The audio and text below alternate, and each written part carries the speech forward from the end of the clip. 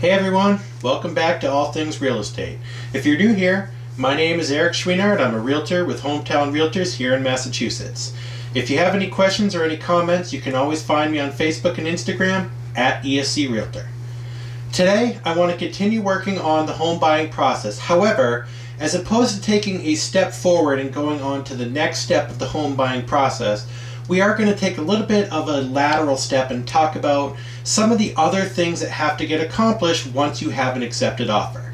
So in the last video we discussed the home inspection, and that is one of the things that has to get done once you have an accepted offer, but it's not the only one. So this is going to be part 4A of the home buying process, the post-accepted offer.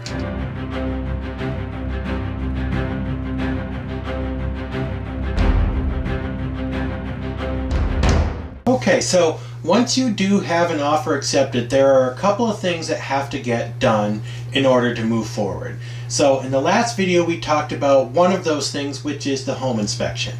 But there's a couple of other things that you should probably know about, especially if you're a first-time home buyer, just so that when you're going through the process, this doesn't catch you off guard later. The first thing that you're going to do after you have your offer accepted is you're going to have to let your lender know that you've had an offer accepted. So, in the very first video of this series, we talked about getting pre-approved and how obtaining a pre-approval gives you as a buyer buying power. And that's absolutely true. But now that you've made it to the point where you're having an offer that's been accepted, it's time to actually start applying for an actual mortgage as opposed to a pre-approval. The difference here is that a pre-approval looks at your income, it looks at your debt, your assets, and your credit score, and they take all that information, they compile it all together, and based on that information they decide that you are pre-approved for X amount of money. Now, in order for them to move forward to the actual mortgage application, they have to actually know which property it is that you're buying, because information such as the taxes on the property, the actual offer price of the property, these are all other factors that get considered when your lender is putting together your actual mortgage application. When you're telling your lender, they're going to need a couple of items. Okay, so they're going to need a copy of the listing sheet for the property that your offer has been accepted on, and they're also going to need a copy of the fully executed contract or offer. So in this case, fully executed means that it has been signed by both the buyer and the seller. So they're going to need a copy of the fully signed, fully executed offer. Now, in some cases, you may provide both the executed offer and the listing sheet if you have a copy of it to your lender. In some other cases, your real estate professional may actually do that for you. So here again, it's really important that you have good communication with your real estate professional so you know which one of you is providing this information to your lender. Now, me personally, anytime I'm working with a client who has an offer accepted, the first thing that I do is reach out to their lender to say, hey, just wanted to give you a heads up, we did have an offer accepted. Here's a copy of the listing sheet and the executed offer. So I always do that for my clients. Not everybody does. So you just need to have that communication open so that you know, is your real estate professional going to provide that, or do you need to provide that for your lender? So once your lender has all that information, they're going to start compiling everything that they need to move forward with your mortgage application. And in some cases, that may actually mean having you come in to the office or go online. They're going to have you fill out and sign an actual mortgage application. Now again, you haven't probably done this yet to this point, because a pre-approval and a mortgage application are not the same. One is just looking at all of your information to determine how much that you can afford. The other one is actually saying you or this person, you are looking to buy this specific property for this specific amount of money. Once you've had your offer accepted and you've let your lender know, you're also going to have to select a closing attorney.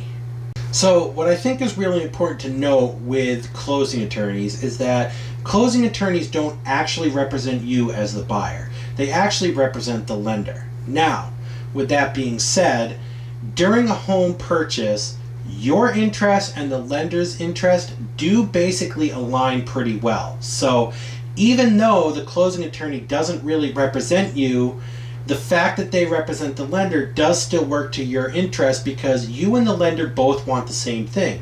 You want to purchase the home without any issues, without any problems that are going to come up later that will cause you an issue or the lender an issue. Here in Massachusetts, you as a buyer have the right to have legal representation if you want it.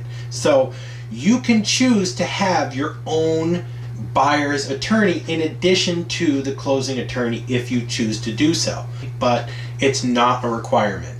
Now, how much freedom you have to select a closing attorney, or any freedom to choose a closing attorney at all, really, comes down to your lender and the way that they do business.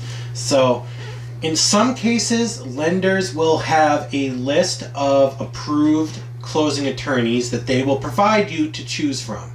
In other situations, the lender may have a closing attorney that they work with almost exclusively, and that's who they're going to use as a closing attorney. No matter how it works out, just know that this is kind of the point in the process where you need to select and inform a closing attorney that you would like them to represent you as the closing attorney, because moving forward, that's going to be important for you to have. So in summary, once you have an offer accepted, you have to inform your lender that you've had an offer accepted. They are likely going to require a copy of the listing sheet for the property being purchased, as well as the fully executed or fully signed offer. In addition, you're going to have to schedule a home inspection and have a home inspection completed on the home to protect you as the buyer. You will need to appoint a closing attorney during this period as well. So that's really all I have for today. It's really a pretty short and sweet video, but it's something that, looking back on it, I thought was important for you to know as a buyer, especially if you're a first-time home buyer, that these are things that are probably going to be asked of you, and if you don't know, I don't want anything to catch you off guard, so I just thought it was important to make a note that these things are going to pop up at this point once you have your offer accepted. So thank you very much for watching. We are kind of getting close to the end of the home buying process. I appreciate all the support I've been receiving, and I will see you on the next video, which should be part 5.